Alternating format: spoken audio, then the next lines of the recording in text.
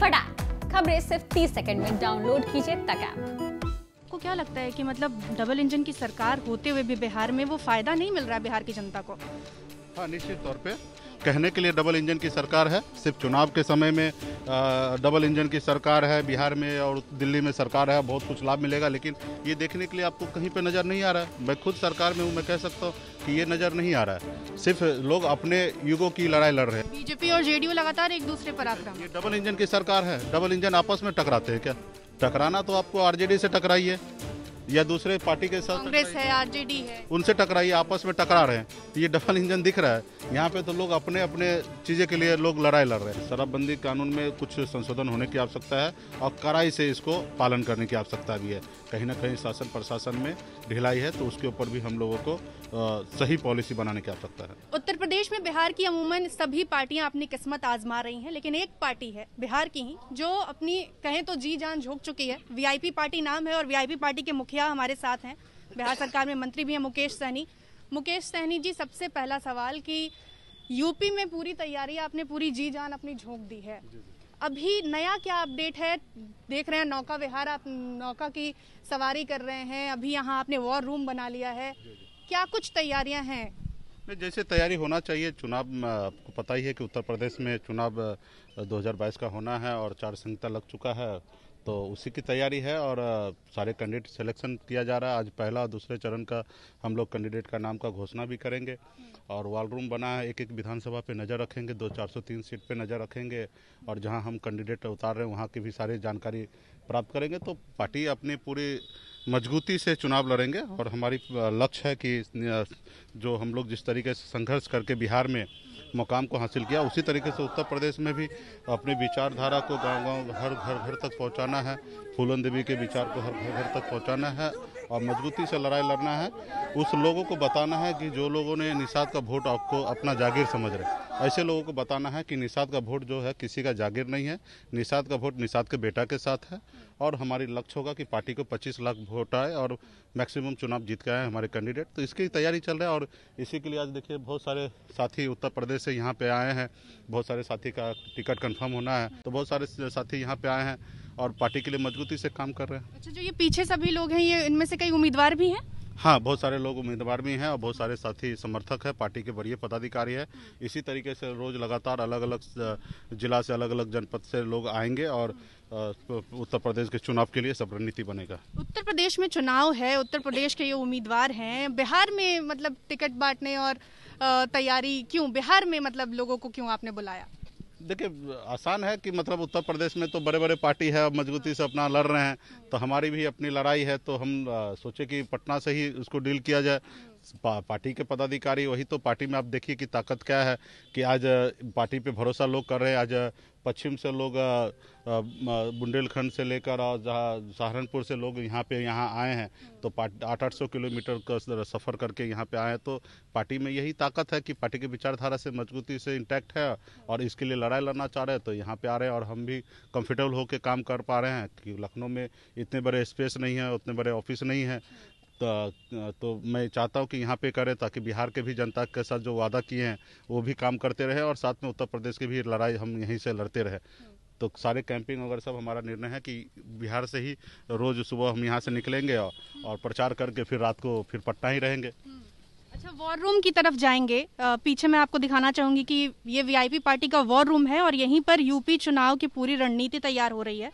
हालांकि पार्टी के कुछ लोग कह रहे थे कि यूपी में भी ऐसा ही आपने पूरी तैयारी कर ली है, ऐसी तैयारी? अपने स्तर कैंडिडेट अपने स्तर से वॉर रूम बनाए हैं। लखनऊ में भी कार्यकर्ता वहाँ पे भी कार्यालय से कुछ चीज़ें डील कर रहे हैं, झंडा बैनर पोस्टर वहाँ से कर रहे हैं, लेकिन सोशल मीडिया का जितने भी काम है वो पटना से ही ज़्यादा मैक्सिमम होना है।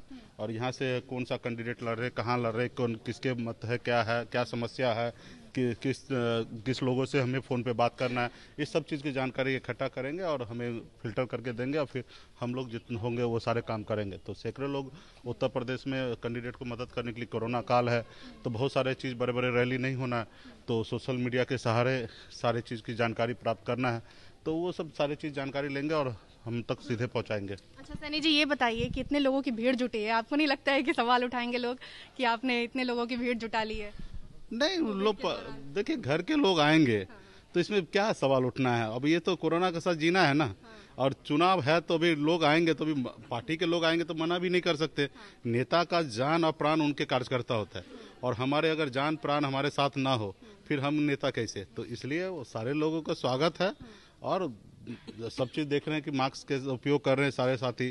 तो ये सब चीज़ को बीच बचाव करके रहना है, नहीं आने से कोरोना रुके ऐसा तो नहीं दिख रहा है। तो सारे चीज़ हो रहा है। अगर ये चीज़ अगर इतना ज़्यादा अहम होता तो चुनाव आयोग को ही सोचना है कि चुनाव ही नहीं करना है।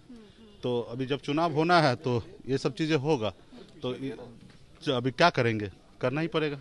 अच्छा, निषाद आरक्षण के अलावा, क्योंकि ये एक बहुत बड़ा मुद्दा है, इसके अलावा अगर पार्टी आपकी काफी सीटें लेकर आती है, जितनी सीटों पर आप, क्या मुद्दे होंगे जो आप लेकर जाएंगे उत्तर प्रदेश की जनता के बीच? देखिए, हम गरीब के बेटे हैं और हम बिलीव करते हैं, बाबा साहब अम्बेडकर को मानते हैं।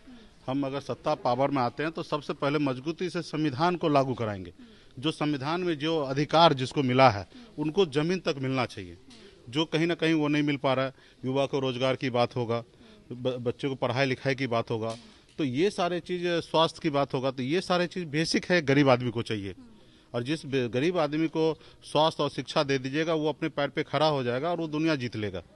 हम भी एक गरीब मछुआरा बेटा के घर में ही जन्म लिए, लेकिन मुझे ये सब चीज़ प्राप्त होने के बाद आज मैं दुनिया जीत रहा हूँ। तो उसी तरीके से मेरा मानना है कि गरीब को कुछ भी नहीं चाहिए, उसको एजुकेशन दीजिए और उसको स्वास्थ्य के ऊपर ध्यान रख दीजिए, बाकी उसके बाद वो अपने पैर पे खड़ा करके दुनिया जीतेंगे। तो इस चीज़ पे हम लोगों को काम करना है, जो कहीं ना कहीं देश में इस पे मतलब सही काम नहीं हो रहा है।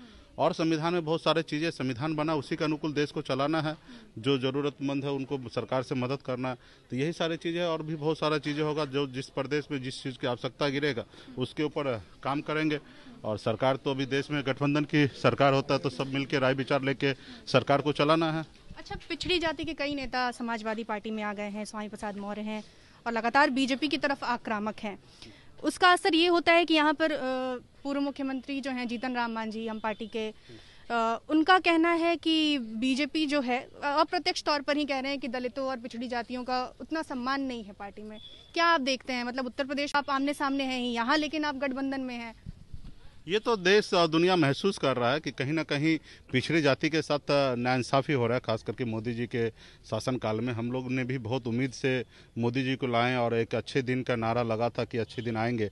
उस उम्मीद से हम भी मुंबई से आके मोदी जी के लिए काम किए, लेकिन वो अच्छे दिन हम लोगों को नज़र नहीं आया। आज देश में संविधान में संशोधन करना था, 10% सामान्य वर्ग को आरक्षण देना था, 72 घंटे में आरक्षण चालू हो गया, और 8 लाख कमाने वाले लोगों को आरक्षण मिल रहा है। लेकिन 2,50,000 रुपया कमाने वाला निषाद को वर्षों से आरक्षण किताब में दिया गया है संविधान में, लेकिन लागू नहीं हो रहा है। तो कहीं ना कहीं ये गरीब लोगों के लिए सरकार नहीं है।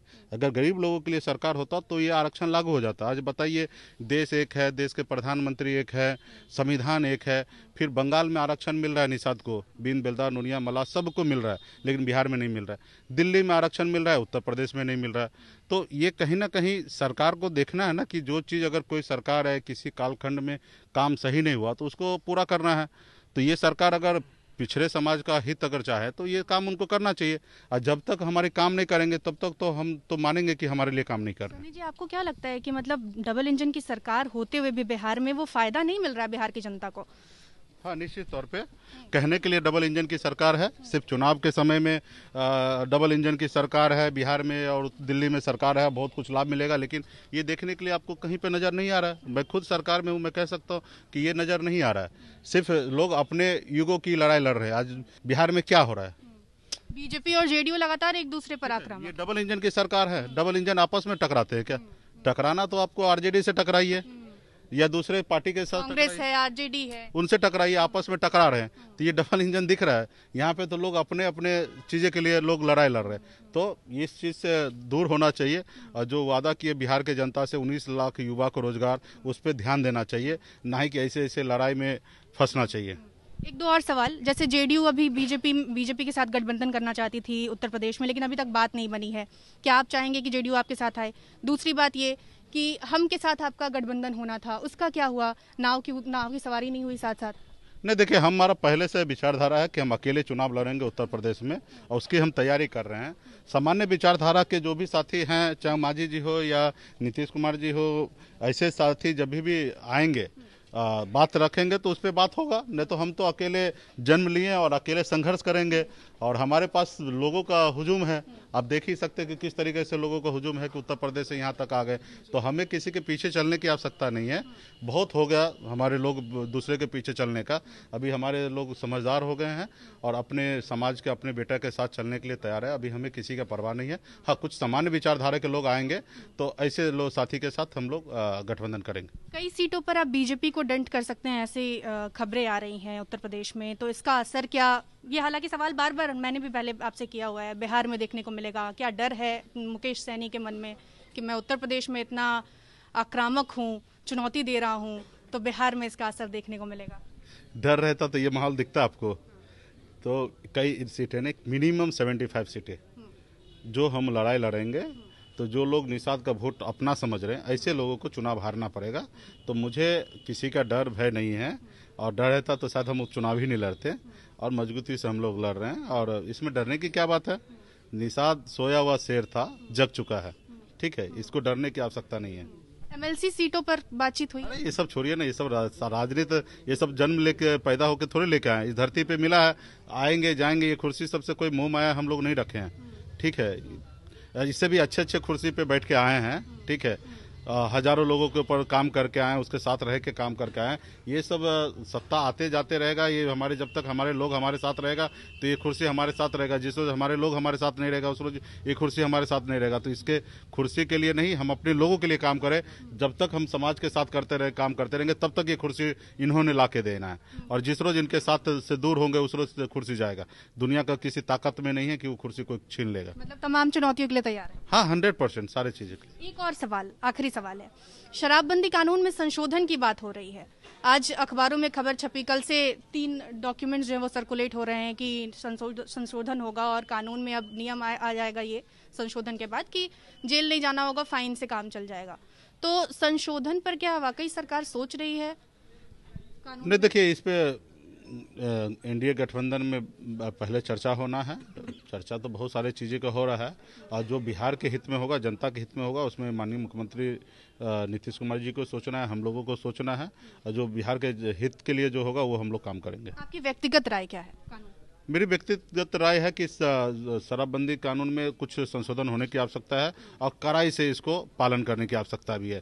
कहीं ना कहीं शासन प्रशासन में ढिलाई है, तो उसके ऊपर भी हम लोगों को सही पॉलिसी बनाने की आवश्यकता है। तो मुकेश सैनी जी, बातचीत करने के लिए शुक्रिया। धन्यवाद। तो ये मुकेश सहनी हमारे साथ थे। तमाम समर्थक और उम्मीदवार जो उत्तर प्रदेश में चुनाव लड़ने जा रहे हैं, उसकी पूरी तैयारी वीआईपी पार्टी कहें तो जोरों शोरों से कर रही है, और तमाम उम्मीदवारों को यहाँ इकट्ठा किया गया है।